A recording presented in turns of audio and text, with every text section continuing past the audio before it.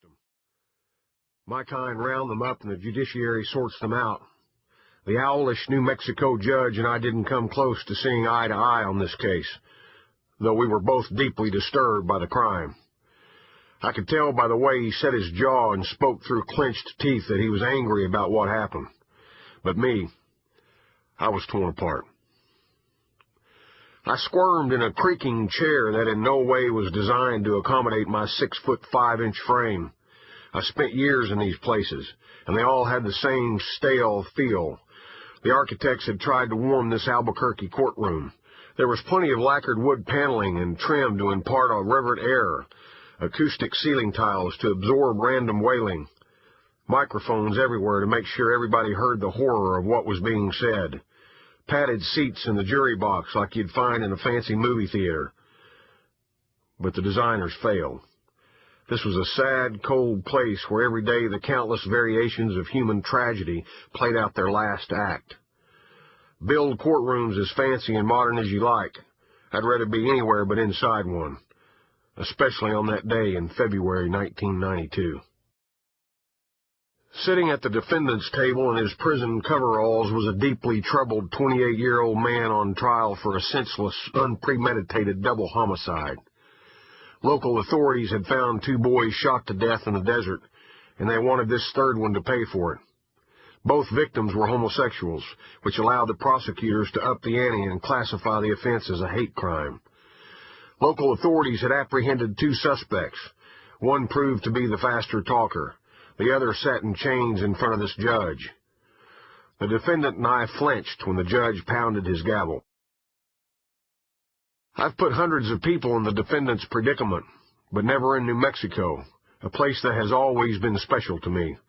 In the 1950s, I cowboyed on the Bell Ranch in the state's northwest corner. I worked cattle operations like it on the sea of grass that stretches across the southern plains. I broke horses, branded yearlings, and rode fence as I entered manhood, steeped in the culture and legends of the American West. While Eisenhower was still president, economic circumstances dictated that I had to leave that world behind. 30 years later, I returned to the lonesome places, the big country of southwest Texas. I make my living there now, and I don't expect I'll ever leave it. While I watched this trial run its course, though, I was hundreds of miles out of my jurisdiction, hundreds of miles from home. I didn't know it, but I was about a year away from retiring in protest. I didn't see that coming any better than I'd imagined my appearance in a murder case in New Mexico. I was struck, despite years of my best efforts to connect with the defendant, by how little we had in common. The only thing we could agree on was that he had probably thrown his life away. I knew better than most how ruthless the justice system could be. The judge was going to drop the boom on that kid. Still, I prayed for the court's mercy. In fact, I took the oath and testified to several reasons the defendant deserved it. In 1992, I was an active officer in the oldest and most legendary law enforcement agency in the United States. As a Texas Ranger, I've always understood that I was part of a rich, proud tradition. I had drained the last drop of blood from my body to uphold it. The Rangers have been the most effective, independent law enforcement agency in history. We evolved perfectly attuned to our time and place, for Texas has long been a sort of human Galapagos, an unsettled country of conflicting cultures and social contradictions, a rugged, ragtag region born with wars raging on 2 disputed borders. Young Texas battled her enemies for 5 straight decades, pausing only to send her sons to fight in America's wars. The Tejanos, the pioneers of Mexican descent, fought horse Indians over a century before Anglos ever set foot in this country. Such violence created a special breed. Unlike most of the American West, the Texas frontier wasn't settled by trappers, miners, and mountain men.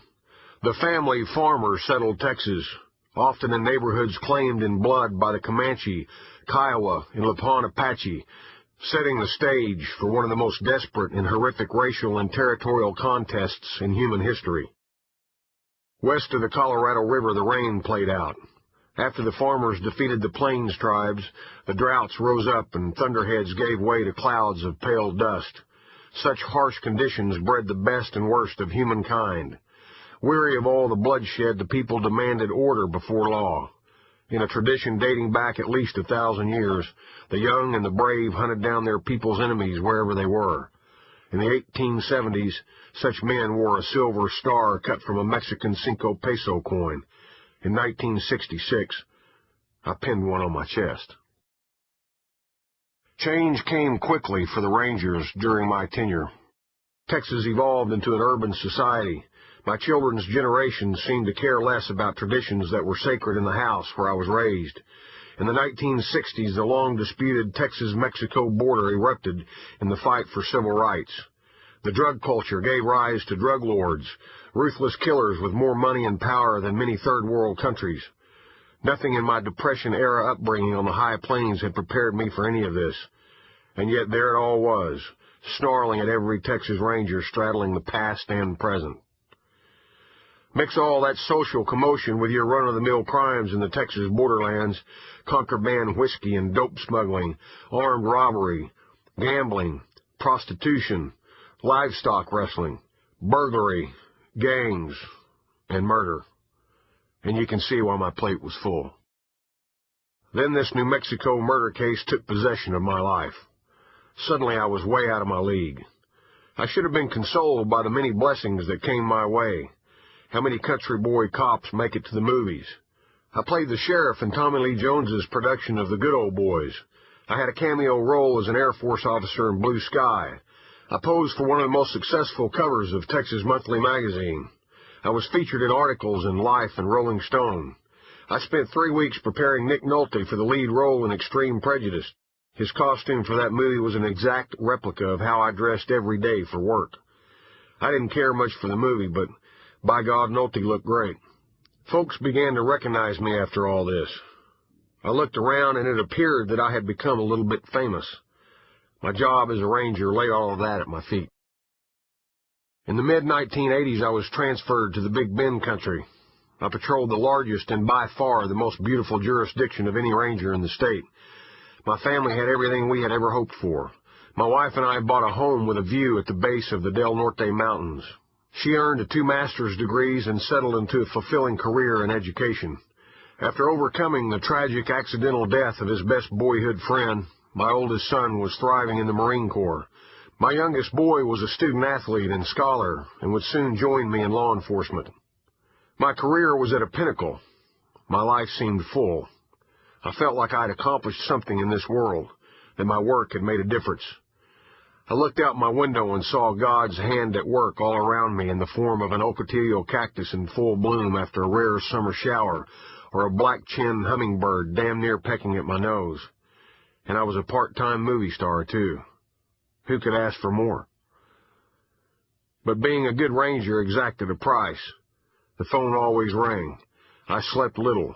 I drove a lot. I spent days away from home on manhunts and stakeouts. I slept under a canvas saddle bedroll as often as I did next to my wife. I missed far too many important moments in the lives of my handsome sons.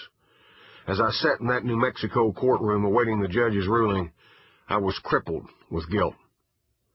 I couldn't help but wonder if maybe my job had asked too much of me, if maybe I'd been away from home too often, if I loved being a ranger more than being a husband and father.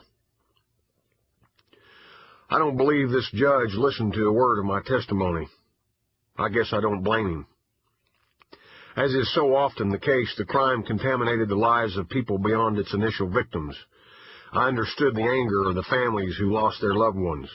I was certain that their terrible grief held more sway with the bench than my pleas for mercy. The judge glared at the young defendant and ordered him to rise. It was a tough year for my family and me, but I would soon see worse. We were losing the war on drugs. The crimes on the border grew more violent. My cherished Texas Rangers were about to be diminished by political meddling, a slap in the face to me and my fellow officers and to the Ranger tradition itself. Before my head cleared, a trusted colleague who I thought was my friend and who had once been such a comfort to me when my family was in crisis, betrayed me. Because of our close association, his crimes cast a long shadow over my reputation at a time when I leaned on it most. Worst of all, my wife and I had to watch helplessly as the justice system was unleashed against our home.